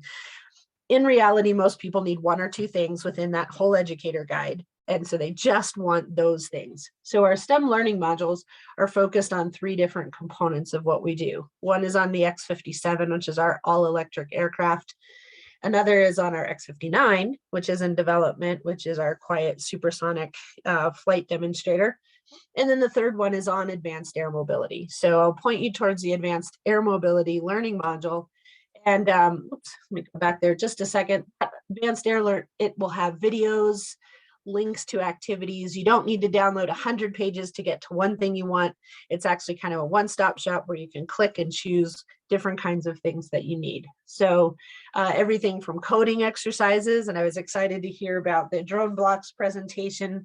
We have a couple, very simplified types of drone activities really meant to get kids to understand, in particular, geofencing, package delivery, parameters, and different kinds of things, limits associated with airspace. So we have some fun activities like that. We have some hands-on activities. They can design a safety poster about the safe use of drones. So lots of different things like that. The other resource I want to point you towards is what we call our Advanced Air Mobility Academy. And this is a series of live virtual events that happen throughout the school year. And what we do is we bring in a subject matter expert in one of our AAM programs, and they talk about something specifically related to their job. And then we tie it to one of our educational activities. So really meant for the K-12 audience. We'll highlight one of our activities that's in our STEM learning module. And then what happens is that subject matter expert talks about the real world relevance. This is what they do on their job that ties into this educational activity. So you can join as a classroom and ask questions in real time. If the time doesn't work, those sessions are recorded. And so classrooms and, people can go back and access those and watch those past ones. Our next session is on March 9th. And so I put a link in there to that one, and that is focused on the air taxi design challenge activity that we have. And so we'll be talking about, with a subject matter expert who's working on with some of our industry partners on air taxis. So pretty exciting stuff. I encourage you to take a look at those. And I apologize for zooming through this, but I just want to make sure that you get all of this, and then we'll open it up for questions. Like I said, our STEM learning module has lessons, activities, videos. We have different design challenges throughout the year. And then our content is focused on, and we had wonderful discussions about STEM, STEAM, STREAM, expand the acronym however you want, but we're really trying to open it up. As you all know, it's more than just flying a drone. We need people who are interested in legal, in HR, in education, in social media, communications, you name it. We need an entire suite of people who are going to help make AAM a reality across the country. So a lot of our different activities try to pull on lots of different content areas and expertise. This also includes literacy resources. For a lot of you who are in the classroom, there's a heavy need for more resources focused on STEM and literacy. And so we realize that, and we provide lots of different things everywhere from K through 12 in terms of reading about our some of our professionals here within the NASA community. We have Orville D. Squirrel, who helps with our younger kids, get them excited. Lots of fun stuff to read. So we have our what we call our leveled readers. We have posters. There are ebooks. So lots and lots of ebooks for all of us to really geek out on, so to speak. So take a look at some of our literacy resources. And then we transition into our older students. So once we hit post-secondary, and we like to reference, we don't like to say higher education in as much as possible, because once you leave 12th grade, learning continues in all different capacities. So whether you're going to a trade and technical school, whether you're learning on your own, whether you're going to community college, a four-year institution, or postgraduate, we want everyone to feel included in this process. And we work hard to make sure that everyone has access to our materials, because we need everyone. It doesn't just take an engineer. It takes an engineer and a technician, and you name it, it takes the whole village, so to speak. We have our internships and fellowships. And again, going back to COVID, some of those internships and fellowships are now remote. So you don't have to live right near a NASA center to have a NASA internship anymore. These start in high school, ages 16 and up, and then into college. Our college internships are paid internships. So also another benefit, and helps break down that barrier of people who still need to make money while going to school. You can take on an internship and still earn money at the same time. So I encourage you to go to our internship site. A couple pictures here. We've got one of our interns working with one of our subscale UAS technicians, building some wings, some flexible wings. So you get to work specifically with drones in some cases, advanced air mobility and augmented reality, all kinds of different internships available. I have an intern working with me right now on some STEM components. We're working on some 3D printable items. So really a need for pretty much any skill set that you can see. University level. So we have aeronautics design challenges, and I want to point you towards one of this year's challenges, which is using UAVs to fight fires. And so this design challenge, and this is open to universities. If you take a look at that link later, you can follow it. The notice of intent is coming up quickly. So if you want to participate in this design challenge, that is due by February 15th. But we encourage lots of teams to get involved with that. And this is based on our stereo project. And really, our stereo project is looking at using drones for wildfire management. And it's looking at the scalability of both traffic management and the actual emergency responses. So some pretty cool stuff there. I encourage you to take a look at that. Lots of educator resources. Again, we have a monthly newsletter. We have a Facebook page, so NASA Aeronautics for Educators. We have professional development. We have a museum and informal education alliance that you can join. So click on all of these, have lots of fun with it. And then I want to point out an exciting event coming. Now, this is not AAM related, so I'll put in my other NASA Aeronautics plug, but we're coming to Texas. So we're calling it NASA in your neighborhood, and in this case, your Fort Worth neighborhood. So we will be at UT Arlington for 2 days. And then we will be at Frontiers of Flight Museum for a day. And this focuses on our X-59. So again, not AAM related. However, the whole point of that is to reach out to the community, both the education community and the general public, let them know, first of all, what we're doing. This is in conjunction with, for those of you who may or may not know, the X-59 that we're building is currently in Fort Worth. It's being built by Lockheed Martin, so it's at the Lockheed Martin, one of the Lockheed Martin facilities in Fort Worth, undergoing load testing. And so in connection with that, we're coming into town. Originally, we were supposed to be in town already, but a benefit to you is that we had to put it on hold just due to current COVID numbers and all of that. So we moved it to April, and we encourage you to sign up. It is free to come and attend 2 days at UT Arlington, educator professional development for the K-12 community. And then we have tech talks and subject matter experts, both from within Texas and then just from some of our NASA team that is not necessarily based in Texas, talking about what we do, how you can get more involved. So lots of different resources for everybody. Should be a great time. So again, I encourage you to check that out, sign up for it. It is free. But capacity is limited. So if you want to go, please sign up for that. Last one I want to point out is a virtual event called Imagine Aviation, and that happens from March 1st through 3rd. And what we're taking a look at, and we do this every year, is we take a look at all of the different transformative concepts in aviation. It's kind of our think tank. Here are new developments, here are new considerations. One of the focus areas this year in particular is on social equity, and honestly, drones, UAS, and AAM play a large part in helping to expand the more equitable access to aviation. So lots of different potential for all of us to reach communities that may not be accessible by aviation.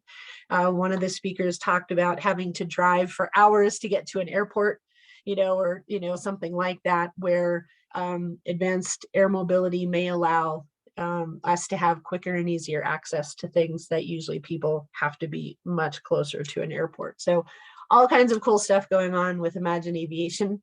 Sign up for that. Again, it's free. That one is entirely virtual. We have our NASA Express emails, which are a weekly email blast from all of NASA. Anything education related goes out through these NASA Express emails. So if you're not signed up for that already, please do so. And then again, a reminder that we have our NASA Aeronautics for Educators Facebook page and our monthly newsletter that has all of these kinds of things in it on a monthly basis. Phew, there we go. That was awesome, April. You did an awesome job covering everything, and hopefully everybody took notes. No, I'm just kidding. No, as Maggie has said numerous times, not only will the recording be available, but we also have April's presentation and we can share that. So in the remaining minutes, of course, we have questions for you, April. I know you didn't think you were going to get away without questions. So let me go to the chat and quickly pull off a few. So our good friend Michael Hill is asking, what is NASA doing to educate understand and work on issues around cybersecurity with AAM vehicles? That is a great question, and we have a whole team of people working on that in particular at our Ames Research Center in particular. And it's an ongoing challenge. And I'll admit, I mean, we deal with our own cybersecurity issues. And if you think about certain things, I know some people were talking about telos and working with telos and DJI projects and all this kind of stuff, which NASA's not allowed to work with those. We're not allowed to use, because they come from China. And, I loved using telos, like from the educational, like outside of NASA, like, oh my gosh, we could do the coolest stuff with education. And then, one day we got an email and we're like, you're done. Like those little telos you have that you're having fun with, you can't do it. So, and not only me, but anybody who was working with any DJI, drones within NASA, we had to ground them. And so, that's a great question. It's a problem we're trying to work with, and right now there is no great answer. So, I just want to say we are working on it. I don't have anything great to tell you about, like, here's our little program, here's exactly what we're doing, but it's something that's getting worked on fast and furiously, playing catch up, I guess, in a quickly evolving landscape. So right. Hope that helps a little bit. No, I think that's a great starting point. And Michael, if you have a follow-up question on that, drop it in the chat. The next question specifically is about any STEM programs for veterans, and then later Nyla added specifically drones. Not in particular. What we typically do, and so it's kind of a roundabout answer. We work with MUREP and we work with with universities in particular that have, that are minority serving institutions and others. And so typically what it is those universities and those programs have the veteran component added into it. So we don't have one specifically for veterans. Instead, we mainly work with universities and programs that serve the veteran communities. Great. So let's take a step back and talk about skills, because several of our panel, in fact, almost all of our panelists talked about skills. So from your perspective and what you're seeing, and I think you're in a great position to answer these questions, what skills do you think students and adults, because we have a huge upskilling effort that needs to go on in this country, right? So what skills do you think students and adults alike should focus on to get involved in UAS? Well, and it's a really good question, and one that I think is a very broad answer. And it starts at the back end with the skill to be a creative problem solver, to look at things in a systematic way. We're dealing with challenges that we don't even know what they're going to be. So the difficulty of that, and we talk about this in the education community, is how do you prepare students for jobs that don't even exist yet? We don't even know what those jobs. So the idea so an important skill for students is to think about design, problem solving, teamwork, collaboration, and the ability to see a bigger picture. Do we need people to fly drones? Absolutely. Do we need people to work on the cybersecurity? Most definitely. But more than that, we need students to think outside of the box, so to speak. And when I pointed to the Imagine Aviation conference that we're having, the entire conference is devoted to thinking creatively, not fitting within those little parameters. In K-12 world, we're so used to teaching to a test or to state standards, which are important on one level. But at the same time, if we're just teaching them sound waves, so frequency and amplitude and, X, Y, and Z, we are not preparing them for what UAS, is going to be and what AAM is going to be. Like I said, 5 years ago, I brought up in a meeting here in Colorado, a school district was looking at adding aviation to their career and technical education. It was all on, piloted aircraft, aircraft maintenance. And when I brought up drones in AAM, they thought I was nuts. And now they're trying to integrate it. So really thinking forward into what it's going to be, I think is going to be a really important skill. Okay, so I'm going to ask one last question because I know we're bumping up against our time. And this one is specifically around when people think of airspace, they generally think of FAA, right? I always like to say technically the FAA owns the airspace, but from your perspective, what do you think our future airspace will look like? You know, people think about the Jetsons and they think about, you know, the gazillion drones flying across the sky. Just give us a perspective. I think the best way to put it into a perspective is to think about, and we like to call it highways in the sky. So we think about them just, you know, you're just going to go to your friend's house in an air taxi, which is not going to happen, by the way, but at least not right now. But you're just not going to fly straight to your friend's house. Nope. You're going to get onto that highway. You're going to, you know, there are going to be rules just like, you know, just like the interstate, just like roads, you're going to have to get into your proper lane, your proper altitude.